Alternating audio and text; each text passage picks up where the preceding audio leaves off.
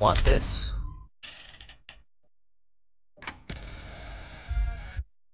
Go to Modify and turn on Free Layer.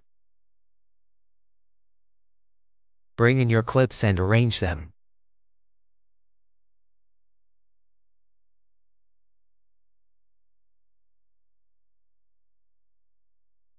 You can find these assets in YouTube.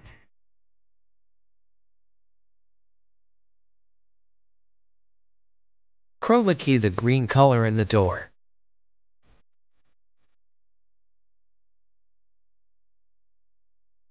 Put the clip which you want inside the door below the door clip in timeline.